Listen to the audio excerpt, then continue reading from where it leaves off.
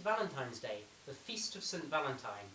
And me personally, I'm feeling quite romantic actually. I've got my flowers, a nice meal planned later, even bought a present.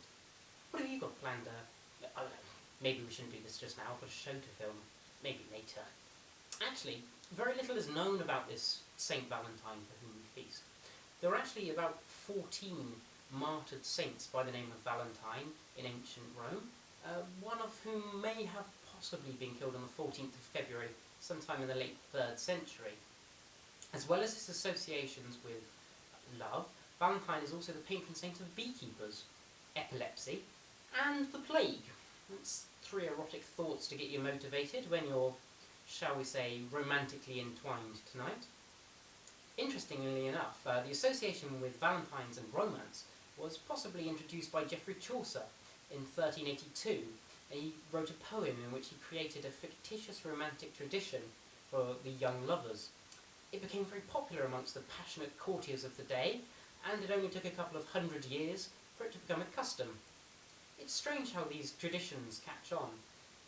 For example, Valentine's Day is very popular even today amongst card shops and restaurants, and yet the feast of St. Siegfried the Apostle of the North on the 15th of February, with traditions that include tearing up discarded love letters and 30-year-old drunk single women sobbing hopelessly into chocolate boxes, has remained completely unnoticed.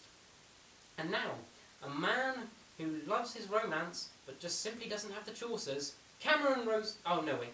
It's just me this week. Well, I guess just on with the show. You may be thinking, hey, I'm young, I'm politically minded, I was at the student riots, this is the show for me. Well, you'd be quite wrong. Quite wrong indeed, you idiot. We're not 14 playing loud music because we're angry. We're not defacing public monuments. This isn't France. I agree you have a right to be angry, but there are certain ways in which we do things. Write a letter, complain to your local MP, use the big society against itself to undermine the government, or you could pay £9,000 a year, get a degree in politics and do something about it. If all that fails and you're still angry, why not set up your own YouTube channel and use it as a soapbox for your own misguided rants like the rest of us do? It's very easy to blame the government, so let's do that, shall we? There's plenty I can be angry about this week. The bankers' Prodigy Merlin project deal, just the Lib Dems, David Cameron, the VAT increase, the tripling of tuition fees, the fact that Nick Clegg was chosen as the face to present the Let's Get Poorer Students into Oxbridge campaign, the fact that we have Trident, let alone nuclear missiles at all, the NHS, or moreover, what's been happening to the NHS, the big society, or just simply how annoyed I get every time I'm down the job centre. All of these would be reasons enough to argue that that's why we're fucked. But on Friday, after weeks of mass protest, Mubarak finally left office.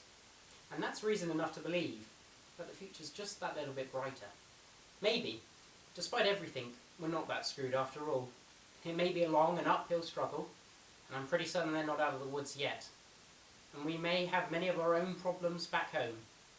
But it does sort of revive your faith in humanity, just a little bit. So I'm going to join them in celebrating. It might not be perfect, but it's a step in the right direction. Good night.